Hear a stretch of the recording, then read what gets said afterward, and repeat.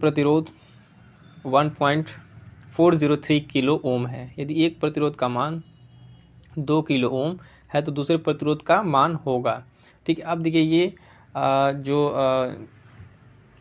उन प्रतिरोधों का कॉम्बिनेशन होता है समांतर और दो श्रेणियों में, तो उस तरीके से इसको फार्मूले सॉल्व करेंगे। इसका बेसिकली फार्मूला होता है 1/r इज इक्वल टू, अगर दो प्रतिरोध है तो आप ले लीजिए R1 R2, ठीक है, R1 R2, ठीक है। तो ये इसका फार्मूला। तो इस फार्मूले में अगर हम रखेंगे तो मान लीजिए कि यहाँ टोटल दिया हुआ है प्रतिरोध का मान, यानी R का मान गिवन है इसमें, ठीक है। तो इस तरीके से हम यहाँ से किसकी वैल्यू, कोई R1 को वैल्यू कैलकुलेट कर लेंगे इसको सॉल्व करने के बाद। तो सॉल्व करने के बाद जो आंसर डायरेक्टली आ रहा है हम उसको आपको बता दे रहे हैं। आंसर आएगा इसका 4.70 किलो ओम, यानी ऑप्शन डी हमारे यहाँ पे राइट आंसर होगा, ऑप्शन डी। इसी फार्मूले से आप सॉल्व कर लेंगे इसको तो आ जाएगा, ठीक है। नेक्स्ट क्वेश्चन देखते हैं हम, क्वेश्चन नंबर 42 क्या कह रहा है। 42 है कि एक सामान्य शुष्क सेल में विद्युत अपघट्य होता है, कि जो एक जनरली हम लोग शुष्क सेल यूज करते हैं उसमें जो विद्युत अपघट्य तो होता क्या है। ऑप्शन है कि आपके पास जस्ता है, ठीक है, सल्फ्यूरिक अम्ल होता है, या फिर अमोनियम क्लोराइड, या फिर आप देख सकते हैं कि मैग्नीज डाइऑक्साइड। तो ये बेसिकली क्या होता है, ये जो है अमोनियम क्लोराइड। इसका राइट आंसर होगा अमोनियम क्लोराइड। अमोनियम क्लोराइड उस विद्युत अपघट्य के रूप में रखा होता है। अरे यार, है अमोनियम क्लोराइड, इसको जिंक क्लोराइड भी कहते हैं। ये जो विद्युत अपघट्य प्रयोग किया जाता है इसमें मैग्नीज डाइऑक्साइड, ठीक है, मैग्नीज डाइऑक्साइड जो होता है वो कैथोड के रूप में प्रयोग किया जाता है। इसका भी आप ध्यान रखेंगे, किस रूप में, कैथोड के रूप में। तो कैथोड के रूप में मैग्नीज डाइऑक्साइड का प्रयोग किया जाता है, और इसमें जो विद्युत अपघट्य है वो क्या है, बेसिकली अमोनियम क्लोराइड। सारे क्वेश्चन देखिए, ये भी क्वेश्चन था बीपीएससी प्रीलिम्स 1995 का। नेक्स्ट क्वेश्चन हम देखते हैं, क्वेश्चन नंबर 43। इस क्वेश्चन को देखिए हमने पहले डिस्कस किया था कि अभी इस तरीके की चीज़ें आएंगी। जैसे पूछा डायनामो, डायनामो बेसिकली यहाँ दे दिया, पूछ रहे है क्या इसका वर्क है। तो ऑप्शन ये है कि वैद्युत ऊर्जा को गतिज ऊर्जा में बदलता है, या फिर यांत्रिक ऊर्जा को वैद्युत ऊर्जा में परिवर्तित करता है, वैद्युत ऊर्जा को यांत्रिक ऊर्जा में, या फिर यांत्रिक ऊर्जा सिर्फ उत्पन्न करता है। तो इसका जो राइट आंसर है, इसका हमने बताया था कि ये बी होगा, क्योंकि पहले हमने बताया था कि यांत्रिक ऊर्जा को वैद्युत ऊर्जा में परिवर्तित करता है। इसके पहले हम एक विद्युत मोटर की बात किए थे, विद्युत मोटर, ठीक है, विद्युत मोटर की बात किए थे। आप हमने बताया था कि अभी डायनामो भी इस तरह क्वेश्चन है कि जिससे अब इसी चीज़ को रिवर्स हो जाता है तो वहाँ पे विद्युत मोटर हो जाता है। तो ये क्या करता है, डायनामो यांत्रिक ऊर्जा को वैद्युत ऊर्जा में परिवर्तित करता है, और मोटर जो इलेक्ट्रिक मोटर है, इलेक्ट्रिक मोटर, वो क्या करता है, इसका रिवर्स करता है, वो वैद्युत ऊर्जा को यांत्रिक ऊर्जा में परिवर्तित करता है। दोनों क्वेश्चन को याद रखेंगे, काफ़ी वाइस वर्सा क्वेश्चन है, ये क्वेश्चन बार बार पूछा जा रहा है। देखिए फिर आ गया विद्युत मोटर, वही चीज़ विद्युत मोटर। विद्युत मोटर क्या है, अभी हमने बताया कि यांत्रिक ऊर्जा को ये बदल रहा था किसमें, वैद्युत ऊर्जा में, लेकिन विद्युत मोटर में अब क्या होगा, विद्युत मोटर में बेसिकली होगा ये विद्युत ऊर्जा को यांत्रिक बदल, यानी इसका आंसर हो जाएगा हमारा आंसर सी। देखिए ऑप्शन फिर वही चीज़ दिया हुआ है, ऑप्शन ये कि ऊष्मा को विद्युत ऊर्जा में बदलेगा, विद्युत ऊर्जा को ऊष्मा में इसका कोई रिलेवेंस नहीं, ये तो होगा ही नहीं। ये दोनों में कन्फ्यूजन हो सकता है कि यांत्रिक ऊर्जा को विद्युत ऊर्जा में बदलता है कि विद्युत ऊर्जा को यांत्रिक ऊर्जा, यही दोनों आंसर रिवर्स करके एक दूसरे का आंसर बना है। तो इसका जो राइट आंसर होगा ऑप्शन सी होगा, ऑप्शन सी इसका राइट आंसर होगा। याद रखें कि विद्युत ऊर्जा को यांत्रिक ऊर्जा में बदलेगा क्या, विद्युत मोटर, ठीक है। नेक्स्ट क्वेश्चन जो 46 है, 46, चलिए ये देखते हैं, ये क्या है, विद्युत धारा किस उपकरण से नापी जाती है। विद्युत धारा किस उपकरण से नापी जाती है, तो बेसिकली अभी ऑप्शन हमारे पास है वोल्टीमीटर, एमीटर, वोल्टामीटर और पोटेंशियोमीटर। एक तो ऑप्शन इसमें जो इंक्लूड हो गया उपयुक्त में से कोई नहीं, या फिर एक से अधिक। तो विद्युत धारा मापने के लिए जो बेसिकली यूज होता है वो है एमीटर। एमीटर का प्रयोग होता है विद्युत धारा मापने के लिए, और वोल्टेज के लिए वोल्टीमीटर, और यहाँ पे दिया हुआ है पोटेंशियोमीटर, ठीक है। तो पोटेंशियोमीटर इसको ध्यान रखेंगे, इससे ये थोड़ा सा नया है, इसका आप ध्यान रखेंगे कि पोटेंशियोमीटर से बेसिकली जो है किसी सेल का ईएमएफ मेजर किया जाता है। क्या मेजर किया जाता है, ईएमएफ, इलेक्ट्रोमोटिव फोर्स जो है किसी सेल का, किससे मेजर किया जाता है, पोटेंशियोमीटर से। तो ये चीज़ इंपॉर्टेंट है, ये भी कई बार पूछने के चांसेस बन रहे, तो इसको ध्यान रखेंगे, पोटेंशियोमीटर। इस तरह क्वेश्चन जब भी देखिएगा, कई चीज़ें जो आती हैं इस तरह की, तो उसमें किस इंस्ट्रूमेंट से मेजर किया जाता है। इसकी बेसिकली आप जो भी इंपॉर्टेंट है जैसे वोल्टीमीटर हो गया, मीटर प्रतिरोध, इस सारी चीज़ों को एक साथ कहीं अगर आप एक जगह नोट डाउन करके उसको लिख लेते हैं तो आपको याद करने में काफ़ी ईजी होगी, क्योंकि ये चीज़ें एक साथ रहेंगी तो वहाँ पे कन्फ्यूज़न कम होगा। नेक्स्ट क्वेश्चन देखते हैं, क्वेश्चन नंबर 47 क्या कह रहा है कि प्रकाश में 7 रंग होते हैं, 7 रंगों को अलग करने का क्या तरीका है। ऑप्शंस क्या हमारे पास दिए हैं कि एक प्रिज्म से रंगों को अलग अलग किया जा सकता है, ठीक है, और फिल्टर से रंगों को अलग अलग किया जा सकता है, पौधों से रंगों को अलग अलग किया जा सकता है, या फिर रंगों को अलग अलग नहीं किया जा सकता है। तो देखिए जो 7 रंगों का जो डिफ्रेंशिएट हम लोग करते हैं वो बेसिकली प्रिज्म से करते हैं, यानी हमारा यहाँ पे ऑप्शन से हो जाएगा option A is the right answer, prism से। और इसमें जो 7 कलर मिलते हैं वो किस तरह 7 पट्टियों के रूप में मिलते हैं। बेसिकली उसमें बैगनी, जामुनी, नीला, हरा, पीला, नारंगी तथा लाल होता है। वो किस तरीके से बेसिकली होता है उसको एक बार देख लेते हैं। सपोज ये आपका प्रिज्म है और इधर से आप श्वेत प्रकाश इस पर इंसिडेंट करा रहे हैं, तो जो बाहर इसे निकलेगा वो 7 कलर की से पट्टी निकलेगी, ठीक है। 7 कलर की पट्टी, अगर यहाँ पर्दे पर आप देखेंगे 7 कलर की पट्टी रहेगी और उसमें वही जो आपका कलर होगा वही अभी मैंने बताया कि बैगनी, जामुनी, इस तरह करके सारे कलर इस पे करके डिस्प्ले होंगे। तो इसका राइट आंसर क्या हो जा रहा है हमारे पास, ऑप्शन ए इसका राइट आंसर होगा। क्लियर है। नेक्स्ट क्वेश्चन देखते हैं, क्वेश्चन 48 क्या है कि यदि किसी एनक के लेंसों की शक्ति 2 डायोप्टर है प्लस 2 डायोप्टर, तो इसकी फोकस दूरी क्या होगी। इसके लिए देखिए इसके लिए बेसिकली फार्मूला वही यूज होता है कि फोकस दूरी F इजिकल टू 1 लेंस की क्षमता, जिसे कैपिटल डी से अगर हम डिनोट करें, ये लेंस की क्षमता है जिसे डायोप्टर में मेजर करते हैं।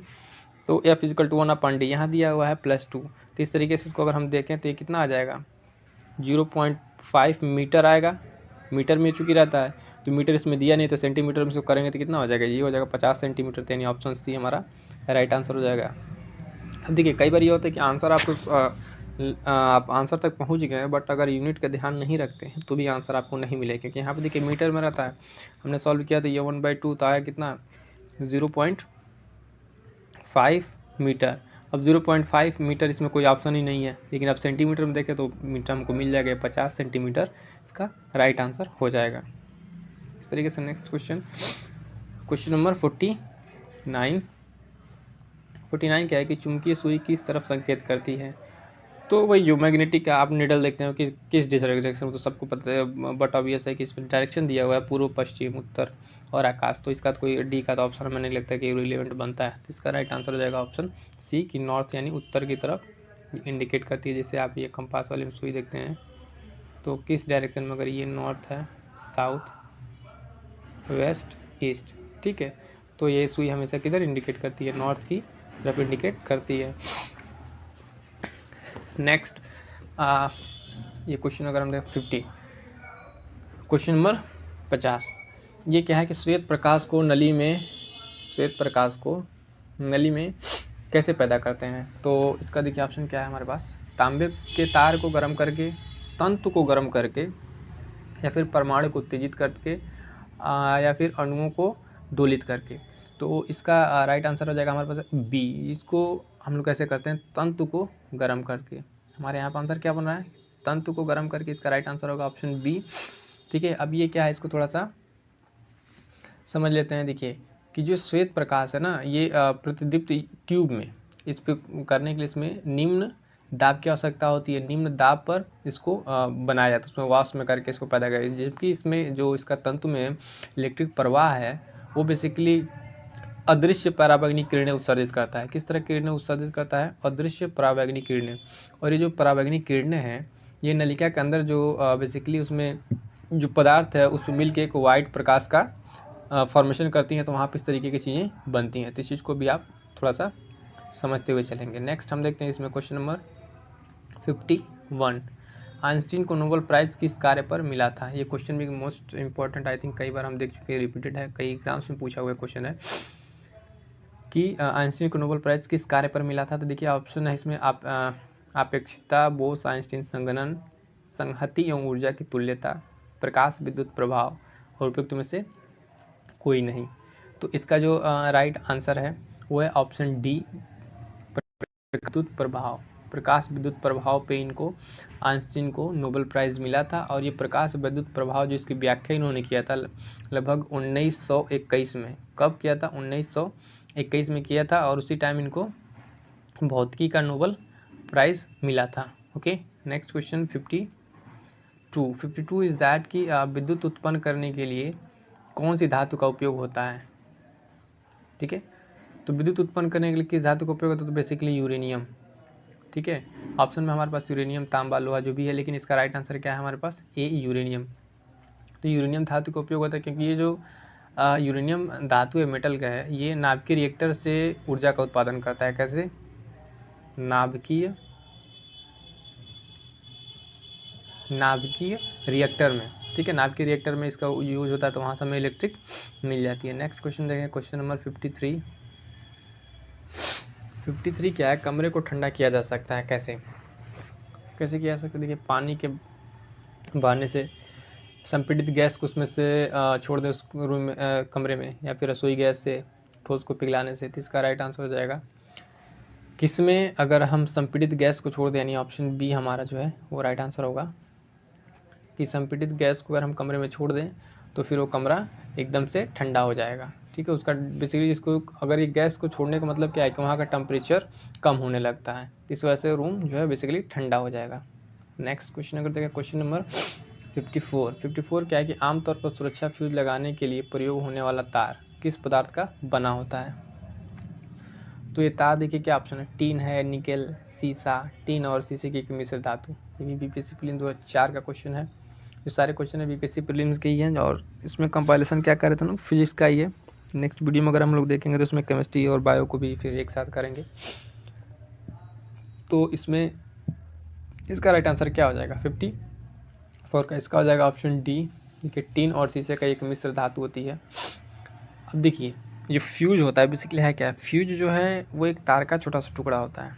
ये जो ना, इसमें रांगा जिसको बोलते हैं, रांगा और शीशा, बेसिकली उसको आप टीन और लेड भी कह सकते हो। तो उसका एक मिक्सअप होता है।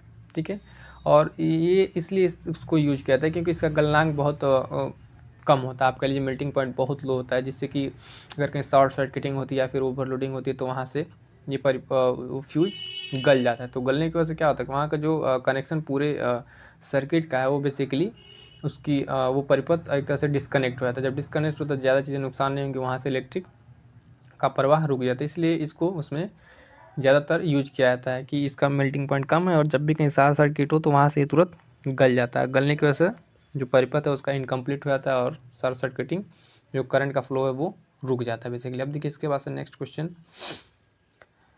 55, ये क्या है, निम्न में से कौन सा ऊष्मा का सबसे अधिक कुचालक है। ध्यान दीजिएगा वर्ड पे, कुचालक है, ना कि सुचालक पूछ रहा है। अब देखिए, तांबा है, पारा, सीसा, जस्ता। तो इसमें क्या हो जाएगा, इसका ऑप्शन हो जाएगा सी, पारा। ये सबसे अधिक कुचालक है। अब कुचालक सुचालक तो आप जानते हैं कि ऐसा पदार्थ जिसमें विद्युत धारा प्रवाहित न हो तो कुचालक हो जाएगा, जिसमें इलेक्ट्रिक इजीली न प्रवाह हो सके तो बेसिकली ऊष्मा का कुचालक हो जाता है। जैसे लकड़ी है, कांच है, ये सब चीज़ें क्या है, ऊष्मा की कुचालक हैं। लेकिन जो सभी धातुएं हैं, मेटल्स हैं, वो ऊष्मा की एक चालक होती हैं। और उनकी तुलना अगर हम देखें, जैसे कि लेड है या फिर पारा, ठीक है, तो इसमें जो ऊष्मा की चालकता होती है वो बहुत कम होती है। और कम क्यों होती है, उसमें ऊष्मा की चालकता लगभग जो भी आप अगर कैलकुलेट करें तो एक कुछ भी मान उसका वाट में आएगा, लेकिन इसमें जो है उसकी ऊष्मा की चालकता काफ़ी कम होती है। तो इस ऑप्शन के अकॉर्डिंग हमारा क्या हो जाएगा, पारा राइट आंसर हो जाएगा। 56 क्या अति चालकता का लक्षण है। अति चालकता, अब देखिए अति चालकता क्या है, तो अति चालकता में इसमें दिया हुआ है कि उच्च पारगम्यता, ठीक है, निम्न पारगम्यता और शून्य पारगम्यता, अनंत पारगम्यता। ठीक है, अब ये बेसिकली है क्या, पहले अगर आप ये टर्म अति चालकता अगर समझ रहे हैं तब जाके इसका आंसर आप दे पाएंगे। ठीक है, इसका जो राइट आंसर होगा वो आंसर होगा ऑप्शन सी। ठीक है, ऑप्शन सी क्या है, शून्य पारगम्यता। अब इसको एक बार समझ लिए कि ये बेसिकली है क्या चीज़। ये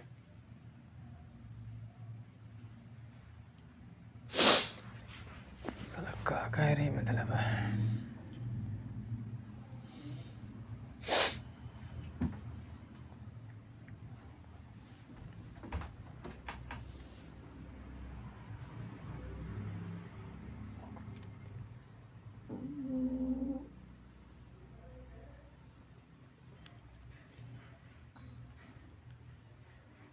तो देखिए जो अति चालकता है इसमें क्या है कि इसमें जो अगर न्यून ताप पर अगर हम किसी तत्व को लेकर ऐसा कोई कंपाउंड या यौगिक बनाए तो उसका जो बिहेवियर है वो चेंज होता है। चेंज होकर क्या होता है कि उसमें जो उसकी प्रतिरोध होती है, ठीक है, और उसमें जो ऊर्जा का ह्रास होता है उसके साथ मतलब बहुत ऊर्जा का निम्न ह्रास होगा और विद्युत धारा जो प्रवाहित होती है वो बहुत एक फ्लो में प्रवाहित होने लगेगा और एक स्थान से दूसरे स्थान में उसके संचरण में भी काफ़ी इफिशियंसी दक्षता उसकी बढ़ जाती है। तो इस तरह की जो कंडीशन होती है अति चालकता होती है। नेक्स्ट क्वेश्चन देखें 57। गर्म करने पर अर्धचालक का प्रतिरोध क्या होगा, घटेगा या फिर बढ़ेगा, सेम रहेगा, फिर दिया कि पहले बढ़ता है या फिर घटता है। तो इसमें जो है क्या होगा, अगर गर्म करेंगे तो अर्धचालक का प्रतिरोध घटेगा। अब प्रतिरोध घटेगा इसका मतलब देखिए कि अर्धचालक को अगर आप हीट दे रहे हैं तो उसकी कंडक्टिविटी बढ़ेगी यानी चालकता बढ़ेगी और चालकता बढ़ेगी इसका मतलब क्या है कि उसका प्रतिरोध घटेगा। प्रतिरोध में जो उसको रेजिस्ट कर रहा है, जो चीज़ें उसको रोक रहा है वो चीज़ें घटेंगी। अब देखिए अर्धचालक में कुछ ऐसे मेटल हैं जिनका अगर आप चीज़ें टेम्परेचर बढ़ाएं तो उनका प्रतिरोध जो है कम होने लगता है। वो प्रतिरोध बेसिकली 10⁻² से 1 ओम के अगर उसके बीच का अगर है तो इस तरह की चीज़ें देखने को मिलती है। तो यहाँ पर ध्यान रखा, अगर यही पूछता है गर्म करने पर अर्धचालक का चालकता तो हो जाता आंसर बढ़ता, अगर चालकता दिया होता तो वो हो जाता कि बढ़ेगा, लेकिन यहाँ पे प्रतिरोध की बात कर रहा है तो इसके लिए इसका राइट आंसर और हमारा क्या ऑप्शन बी कि घटेगा। नेक्स्ट क्वेश्चन, क्वेश्चन नंबर 58 क्या है, ठंड के दिनों में लोहे के गुटकों और लकड़ी के गुटकों को प्रातःकाल छुए तो लोहे का गुटका ठंडा लगता है, क्योंकि इसका रीज़न क्या है। जो भी इस तरह का स्टेटमेंट है इसको पहले समझिए। ये कह रहा है कि लोहे के गुटके का ताप लकड़ी के गुटके से कम होगा, ठीक है, लकड़ी की तुलना में लोहा ऊष्मा का अच्छा चालक है, फिर या फिर लकड़ी की तुलना में लोहा ऊष्मा का खराब चालक है। एंड लास्ट ऑप्शन क्या है कि लोहे का गुटका लकड़ी से भारी होता है। तो इसमें क्या इसका रीज़न बनता है 58 का जो इसका अगर हम देखें राइट आंसर तो इसका ऑप्शन होगा ऑप्शन बी। क्या है कि लकड़ी की तुलना में लोहा ऊष्मा का अच्छा चालक है, ठीक है। ये जो इसका रीज़न बन रहा है इस वजह से जो आपको इसमें मिलेगा कि लोहे का गुटका जो है अधिक ठंडा लगेगा, क्योंकि जो अच्छा चालक है तो उसको समान तापमान पर अगर रखेंगे तो भी वो ज़्यादा ठंडा लगेगा, क्योंकि वो उसकी चालकता बहुत अच्छी है। तो मेन रीज़न इस पर क्या है, कंडक्टिविटी के पे डिपेंड कर रहा है कि किसकी कंडक्टिविटी कैसी है। नेक्स्ट क्वेश्चन 58 के 59, ये क्या है, कमरे में रखा रेफ्रिजरेटर का दरवाज़ा खोलकर, अगर कमरे में कोई सपोज कि रेफ्रिजरेटर रखा हुआ है अगर उसका दरवाज़ा खोल दे रहे हैं तो क्या इम्पैक्ट पड़ेगा। आप कमरे को कुछ डिग्री ठंडा कर सकते हैं, इससे रेफ्रिजरेटर का तापमान तक ठंडा कर सकते हैं, मतलब कि जितना रेफ्रिजरेटर का तापमान है उतना तक आप रूम को भी ठंडा कर सकते हैं, ऐसा इस ऑप्शन में कह रहा है। या फिर आप अंततः कमरे को थोड़ा गर्म कर सकते हैं, आप कमरे को तो नहीं गर्म करेंगे ना ही ठंडा करेंगे। तो इसका ऑप्शन क्या होगा, इसका जो राइट आंसर होगा वो होगा ऑप्शन सी। जैसे ही अगर आप फ्रिज का दरवाज़ा खोल देंगे तो कमरा आपका थोड़ा सा गर्म हो जाएगा। ऐसा नहीं है कि अगर आप फ्रिज का दरवाज़ा खोल दे रहे हैं बेसिकली तो वो ठंडा करेगा, नहीं ठंडा नहीं करेगा, वो आपको रूम के टेम्परेचर को थोड़ा सा बढ़ा ही देगा जहाँ तक है। तो वो चीज़ को यहाँ पे थोड़ा सा ध्यान रखेंगे। क्वेश्चन नंबर 60 क्या है कि दो उत्तरोत्तर श्रृंग अथवा दो उत्तरोत्तर गर्त के बीच की दूरी को क्या कहते हैं, ठीक है। तो इसकी दूरी के बीच क्या कहेंगे, आवृत्ति कहेंगे। ऑप्शन बी इसका हो जाएगा क्या, सॉरी तरंग दैर्ध्य, उसका क्या है वो वेवलेंथ। जैसे कि इस यहाँ पे इसको ऐसे समझिए कि यहाँ से अगर कोई वेव ऐसे चलना स्टार्ट की, ठीक है, इस तरह से कोई वेव है तो यहाँ से लेके यहाँ तक के बीच, जैसे क्या हो जाएगा ये